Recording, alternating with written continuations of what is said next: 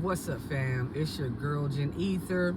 Quick video today. We're gonna get straight into today's topic: how to increase your annual income. So today we're just gonna talk about the things you can do to increase your annual income. Yeah, it's dark outside. It's usually going to be dark when I record these videos. Why? Because I'm a night owl. So I don't really start my day until the sun's going down, a vampire of sorts. Yeah, I mean? So you'll usually see nightfall in the background of my videos. But let's get straight into it, guys. The number one way, and this is really no particular order. This was just the order that they popped up in my head. So take notes. I'm not a guru, but these are things that I've done to increase my annual income. I've done them in years prior, and I'm actually doing some of these things right now to increase how much money I make every year. All right, so the number one thing you can do to increase your annual income is, and you're gonna keep hearing this one tip in a lot of my videos because it's literally like a prerequisite to you beginning to earn a substantial amount of money, and that is creating a budget. Creating a budget, y'all. A lot of people slip on this one thing, but it's literally like the first thing that anyone who's trying to earn extra income, anyone who's trying to become financially stable in life, anyone who's trying to gain riches or financial stability or generational wealth, it starts with a budget, y'all. There's no way for you to be able to just keep up. I know we all want to think we're smart as, we're all baby geniuses, but it's impossible to keep up with all of this stuff inside of your head. So the budget is where you really put the pen to your paper. And you can put your budget in your phone notebook, but nah, I really say put that pen to paper and put your budget like in a place where you can see it daily. So on your bedroom wall, on your refrigerator, wherever. A budget is private, so I like to keep mine in my bedroom. Usually I'd hang it up on my wall because it is a private thing, it's just for you. So create your budget so that way everything's not just floating around in your head, but you actually have something on paper to look at every day. Like, all right, bang, I know I gotta do this. Now, what your budget consists of is very simple, y'all. It's literally just a list of everything you bring in, so all of the income that you make each month versus all of your expenses, which is all of the money you spend out each month.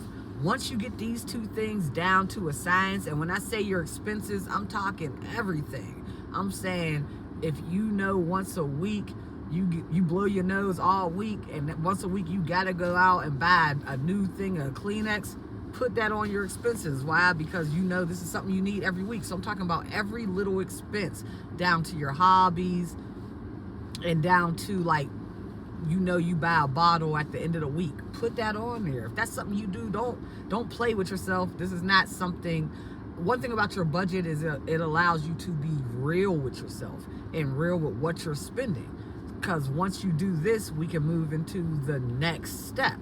So your budget allows you to really honestly tell yourself, and you may miss things because you're trying to psych your mind. Like, you might just have your bills, so that's light bill, gas bill if you pay that, car note, your rent,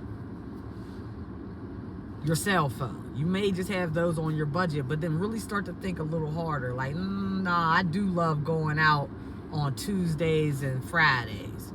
I spend about $50 every time I do that. That's twice a week, so that's an extra $100. All right, put that into the expenses. You know what? I smoke cigarettes, so I usually buy, especially because I go out, I usually buy at least 2 packs a week. I smoke Newports, they're $10.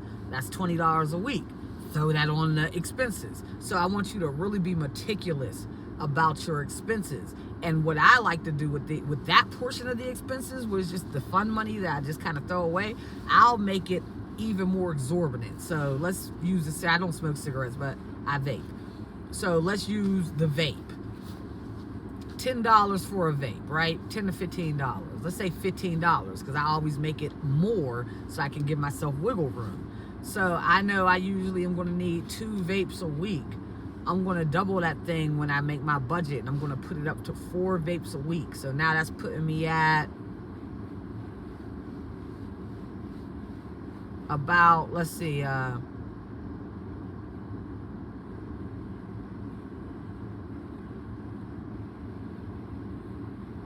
about $60 a week on vapes, right? But technically, I know I usually spend about $20 a week on vapes.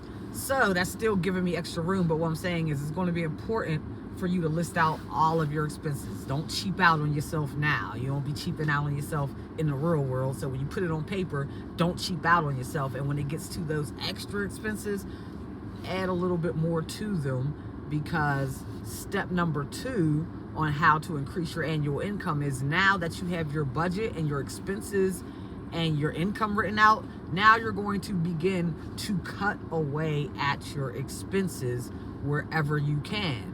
Now, rent, a lot of times, especially today's world we're living in, the landlords are raising the cost of rent every month. So rent, you need a place to stay. So your rent, you may not be able to lower that. You may not be able to lower your, of course you can always look at your light bill and really see how you're using your electricity and take some money off of that. But a lot of times when it comes to cutting back on your expenses, it's going to be those little fun things. When you go out and spend the $50 twice a week, when you vape. So it'll be those things that you begin to cut back from doing, and then you're going to have extra money that's freed up that you usually wouldn't have. All right, so step number 2 is cutting your expenses wherever you can. And for some of us, we know, like, oh,